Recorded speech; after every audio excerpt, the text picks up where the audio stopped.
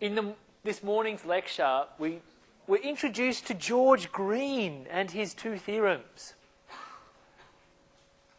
We refer to the first theorem that I presented as Green's theorem in the plane, and the second theorem that we looked at, which is an equivalent to the first, is known as Gauss's divergence theorem in the plane. Okay, so this lecture today rounds off this section on line integrals, and in particular, we're looking at Green's theorem and, I guess, different versions of Green's theorem. Okay, so just to refresh everyone's memory,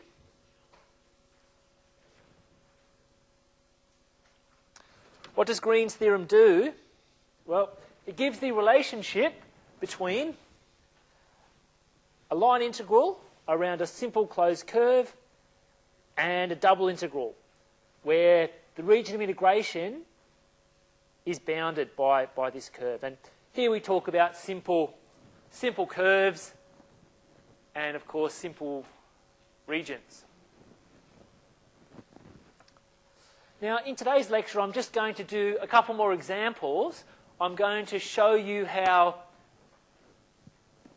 Green's theorem in the plane version 1 is equivalent to Gauss's divergence theorem in the plane. And we're also going to look at particularly one well-known example where the region that we're looking at has a hole in it. In fact, we're going to cut a hole in it. Okay? All right. So just to remember what we talked about this morning, when stating Green's theorem, we talk about positive orientation of our curve. So in that respect, or in that context, C plus means the closed curve C with clockwise movement. All right? And C minus is the same curve, but just you reverse the movement around the curve. Okay, so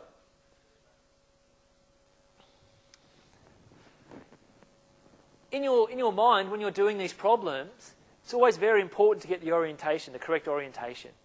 Okay, so one way of remembering this is to walk around the boundary of the boundary curve, C, right, the boundary of your two-dimensional set. Bring your golf club. Make sure that when you walk around, the two-dimensional region of interest is always on your left. Now, you may think that's obvious from the picture, but when you start cutting holes in our region, things get a little bit trickier. Okay, now let's just refresh ourselves on the significance of Green's theorems. Well, not only do they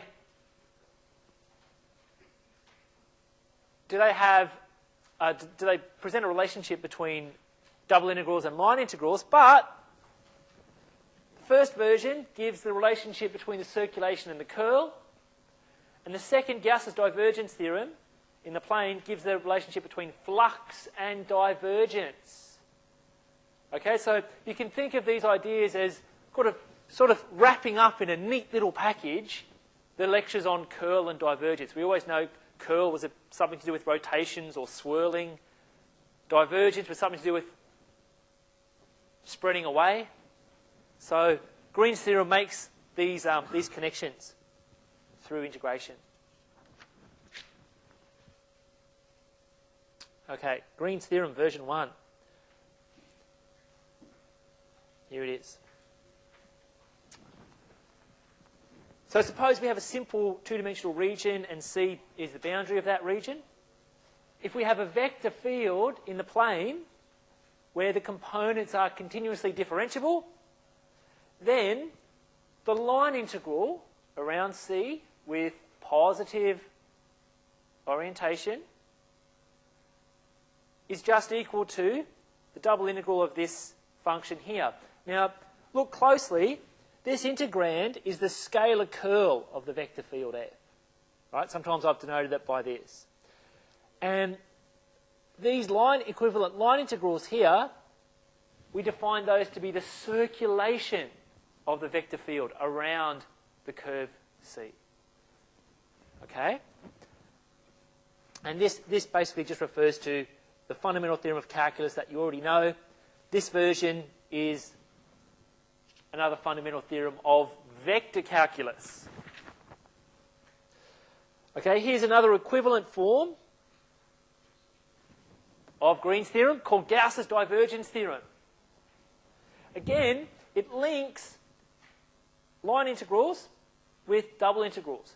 In particular, we've seen this before. This is the flux of the vector field around this particular curve.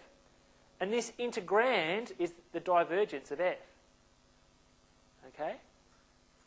All right, so essentially I wanted to show you how these two theorems are equivalent, and then we'll do some more examples. Okay, so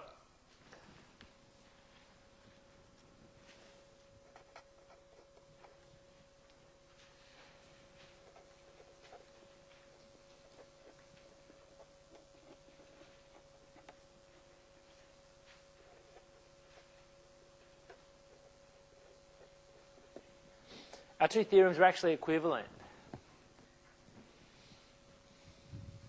So let's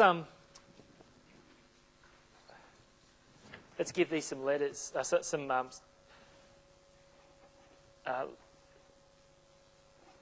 ways of referring back to them. So I'm going to call this one star, and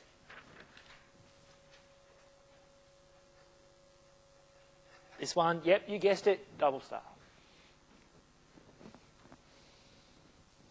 All right, so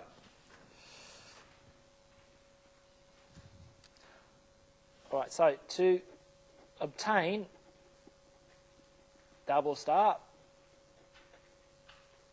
from star, it's very easy.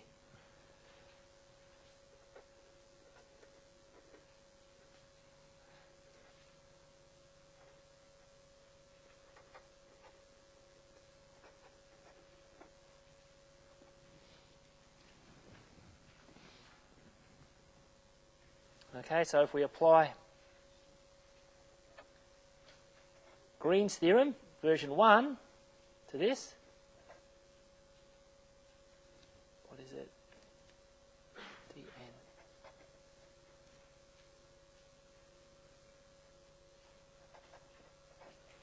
We get something like this.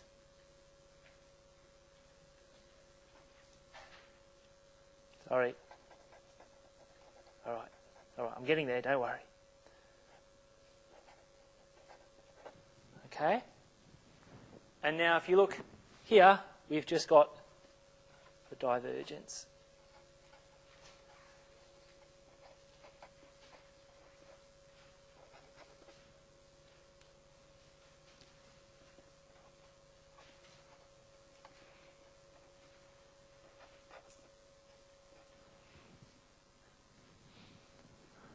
Okay, and to go back the other way, very similar. You're just relabeling things basically. Okay, so in other words, start with double star and then go back to star. All right, it's not very difficult.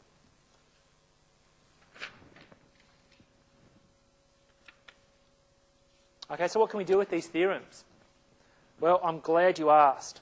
I'm glad you asked. Let's have a look at the following problem, which could be from fluid flow, and you're asked to calculate the flux of this vector field over the square with corners at these points here, where the unit normal, n hat, is outward pointing. Okay, now you won't find this in your notes. This is a special example just for coming to this lecture today. All right. So, by definition,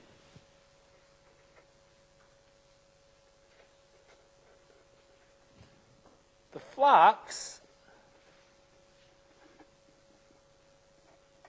of F over, say, the square it's just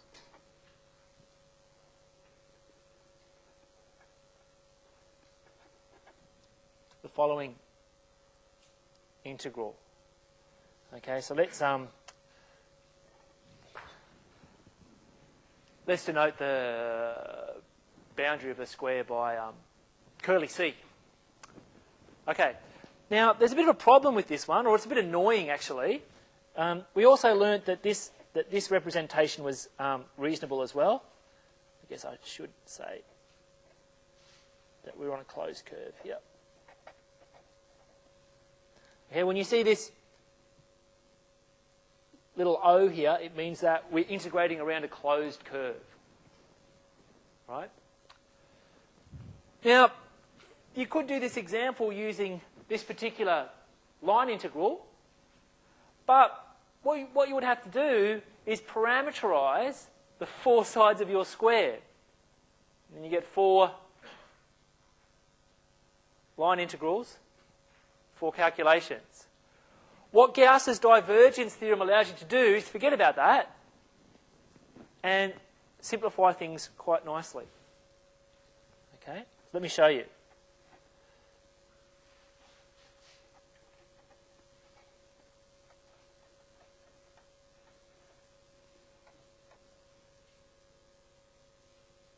So let's say I'm going to call that by I, right?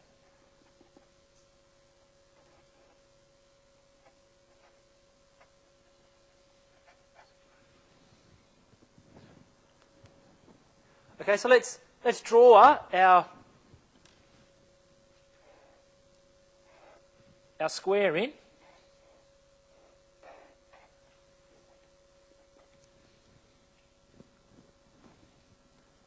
Okay.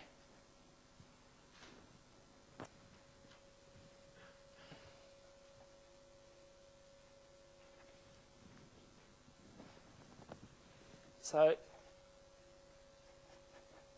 we have something like this.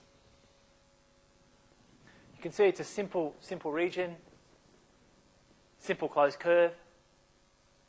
So what we're going to do here is just integrate.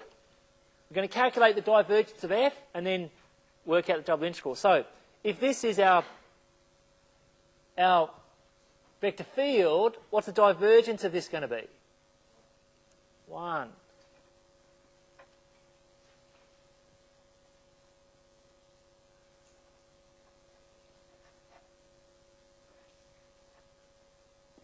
Okay, so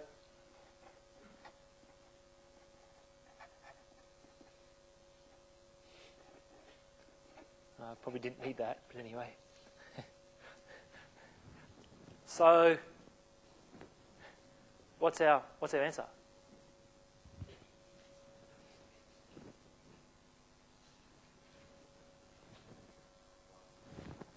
Well, remember that this has got length too, right? So this is just the area of D, right? Who said 16?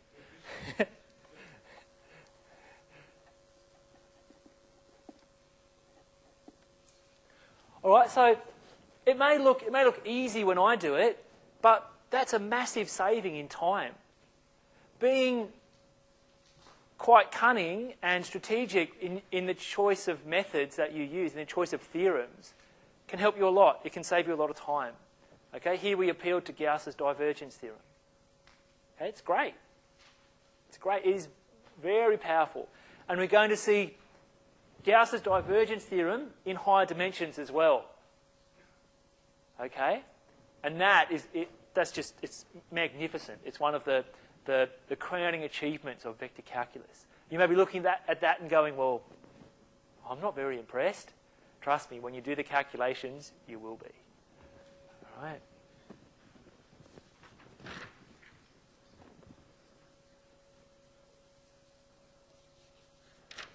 Oh, yes, all right. What's another application of Green's theorem? Well, Green's theorem can be applied to calculating the area enclosed by a simple curve. Okay, some of you may have heard of a planimeter. Okay, has anyone heard of it? A planimeter? No? Okay, it's used in obtaining the area of irregular shapes. So, and what you do is you trace the planimeter around the boundary of the region of interest, and it works out the area enclosed by that region. And guess what it uses? Green's theorem and this particular identity. Okay? So where does that come from? Looks pretty good. But where does it come from? Well, it comes from Green's theorem, the first version that I showed you. All right, so do we know any other ways of writing the area in terms of, say, double integrals? Well, yes. Yes, we do.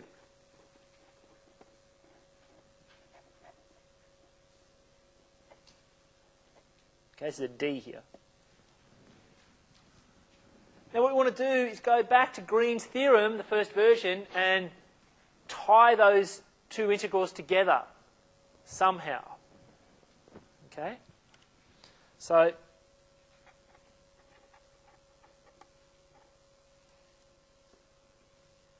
we're going to choose components M and N such that dN dx minus dm dy equals 1. So the 1 comes from there.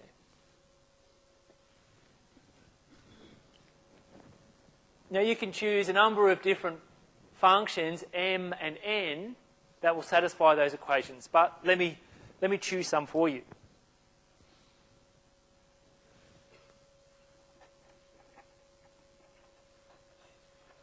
Okay, so there are a number of choices here.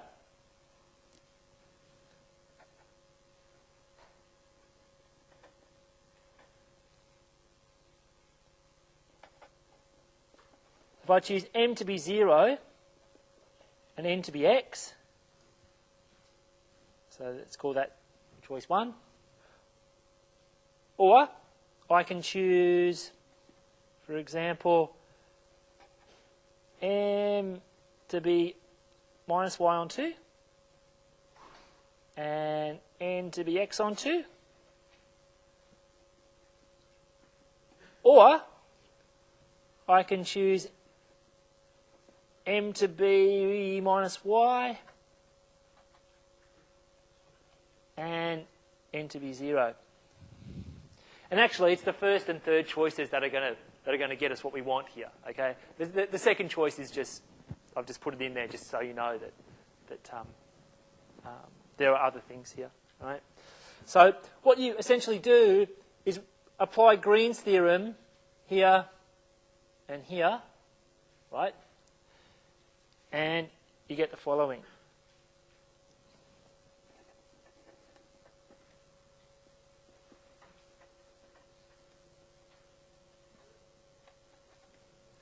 Okay, you get something like the following. Okay, in terms of a line integral, you get something like this. Okay, so this part comes from Green's theorem. If you do Green's theorem again in part 3, you'll get another one. Now,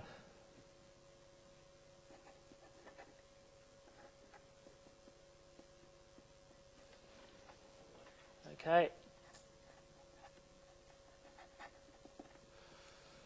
you should get something like this. I guess I should be putting these loops in. Okay, now look closely at our two findings. This is the area of D, this is the area of D. If I add these two expressions together, I get twice the area of D, right? So I just rearrange and I get exactly what's up here. Okay, so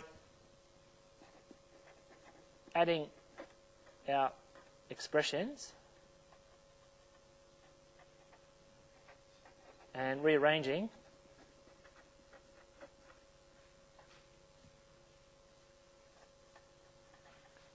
to obtain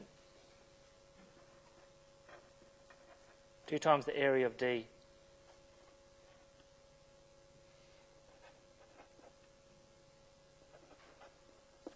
Okay?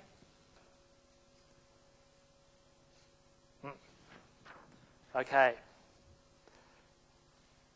All right, so here's a challenge.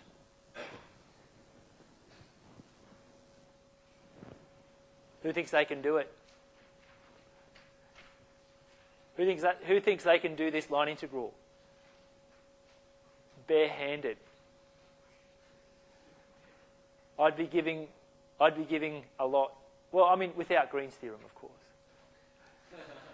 You still want to have a go?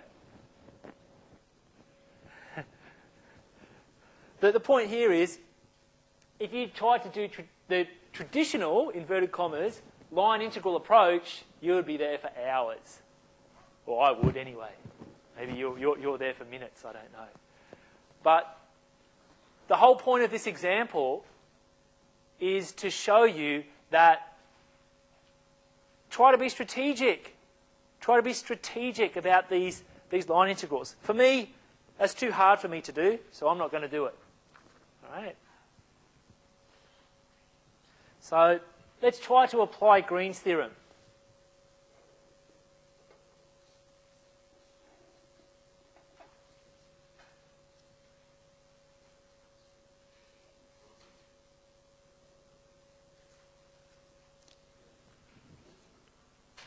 Okay.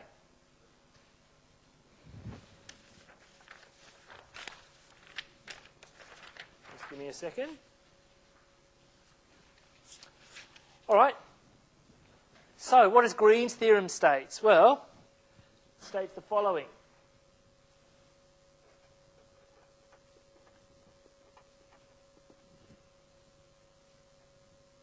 Okay. The line integral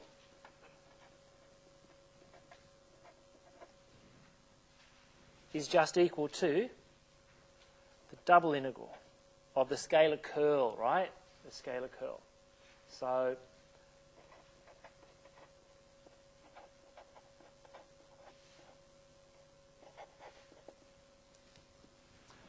right, so let's calculate the partial derivatives that we're going to use, and then look at a double integral.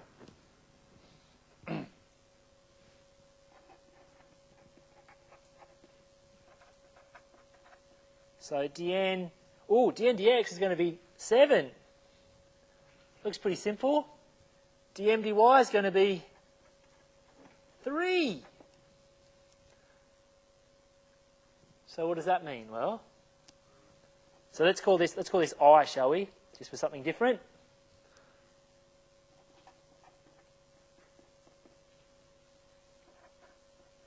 So it's going to be 7 minus 3 dA.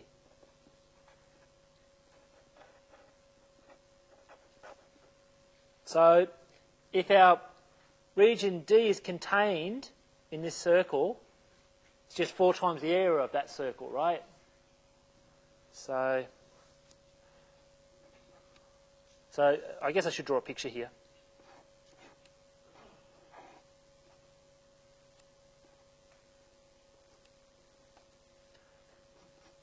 So, all right. So it's just 4 times the area of D.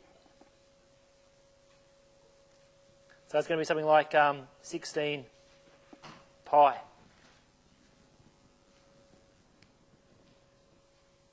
Okay?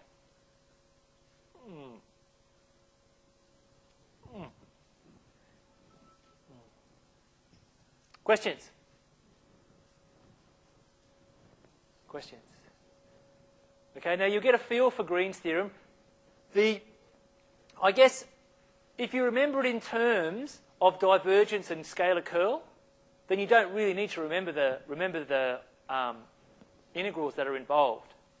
Okay, just remember circulation and scalar curl, flux and divergence. That's all you need to remember. Okay, you don't, I don't need. Sometimes I can't remember these things, but I know how to derive them. That's the thing. Okay.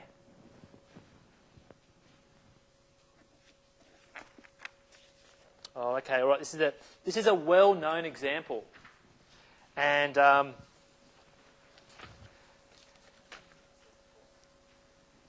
it's quite an interesting little example. At the beginning of the lecture, I said sometimes the orientation, the correct orientation of these regions gets a little bit fuzzy when we start punching holes in our regions. Okay? And this is a good example. This is a very good example.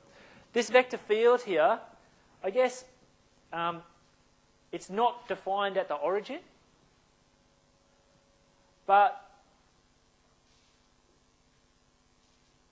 in physical terms, this kind of vector field is used to model the behaviour of a hurricane.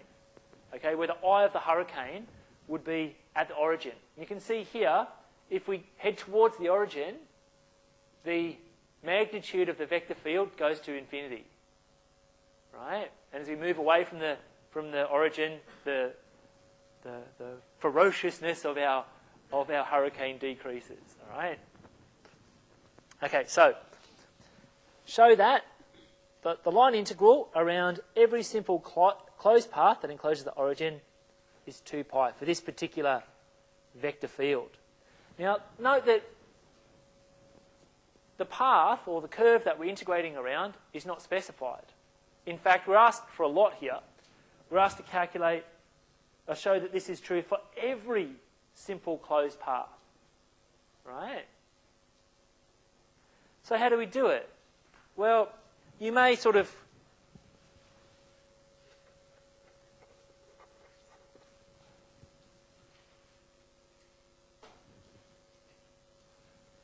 here see that C is arbitrary. Okay? So we might have something a little like this. The only condition on C is that it's a simple closed path and it closes the origin. So now if we're going to employ Green's theorem, we need the right orientation, which I've just drawn in. Okay? Now, let's go back to Green's theorem.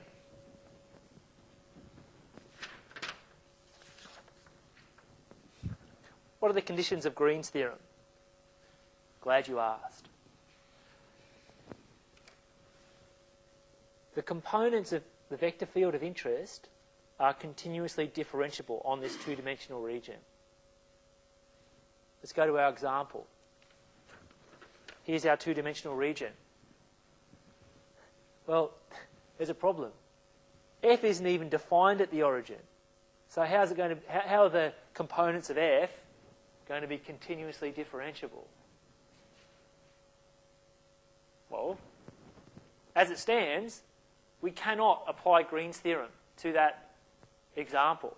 But can anyone suggest, anyone at all, how we might get around it? I'll be pretty impressed if anyone knows this. No? No? So parameterization, yeah, we would do that normally, but in this particular case, split up the region is a good idea. Can you say a bit more? No. Okay, all right. Yes. Make a little circle around the origin. Yeah. Excellent. Where did that come from? Yeah. You've done complex, right? Okay. What we can do here is be a bit sneaky. The only place where this is not defined is at the origin. So, let's get rid of the origin.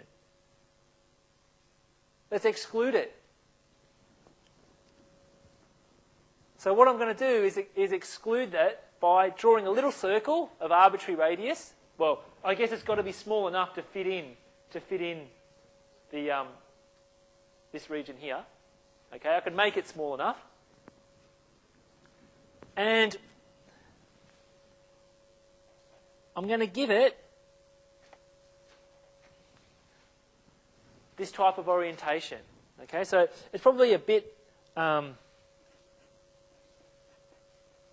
bit fuzzy here, but basically this little circle here has got, basically the movement is in an anti-clockwise direction. Okay, so I'm going to call this the boundary curve, and in here, so this C sub epsilon is just a circle centered at the origin with radius epsilon. Okay, where epsilon is arbitrary. Okay, so let C epsilon be a circle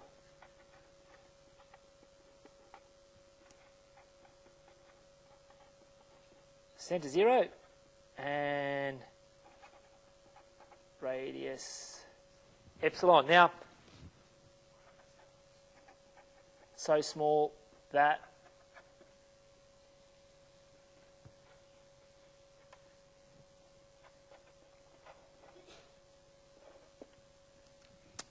it fits inside C.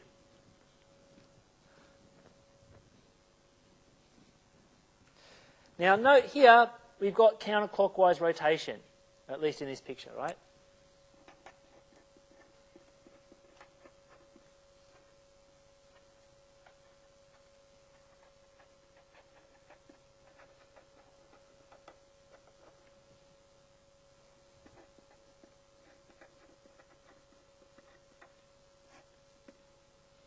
Okay. Now, the region bounded by these two curves, so the region that lies outside the little circle and inside the curve C is going to be D.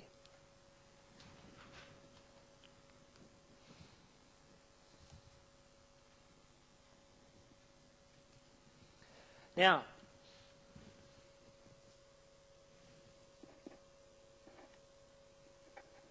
to make D have a positively oriented boundary,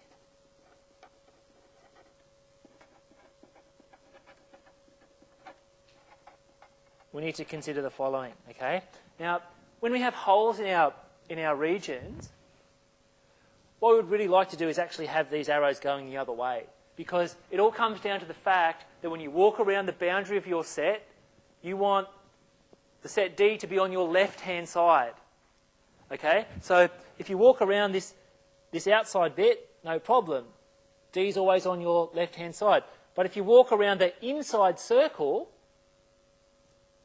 in the direction of the arrows, D is on your right-hand side. So what we have to do to get the proper or the correct orientation, we need to describe D in terms of the following. I guess the boundary of D is just the curve curly C and the little circle, but with the orientation reversed. Okay.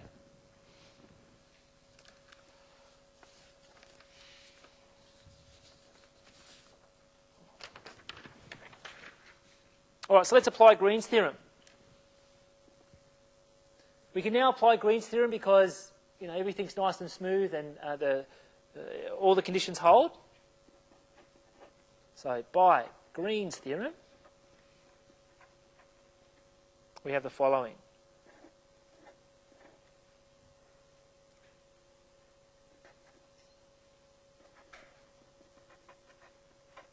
The line integral of C, I guess, plus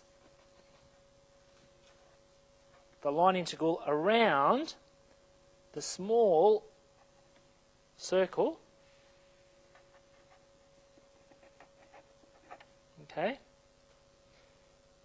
is just equal to the double integral of the region between the two curves, right? That's what Green's theorem says.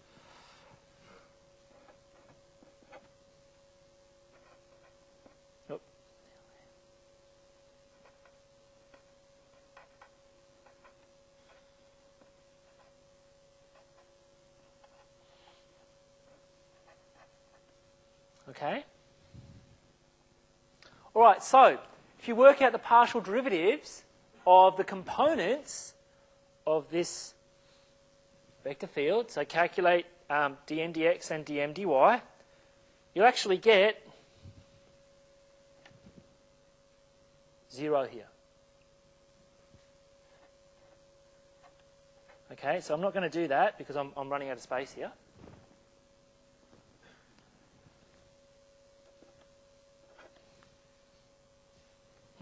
So, what does that mean? Well, we can now shift this around a bit, move this to the other side, and we can actually calculate this. We can actually calculate this. All right?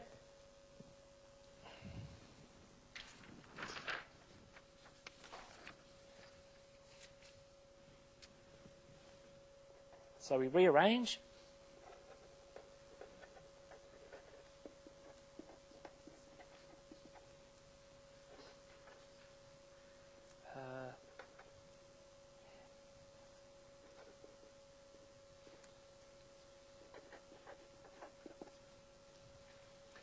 All right, so it's the negative of this line integral. I guess I should be putting these in.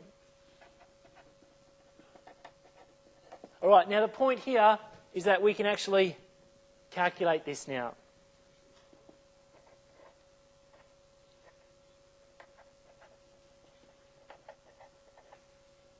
All right? Now if we calculate this,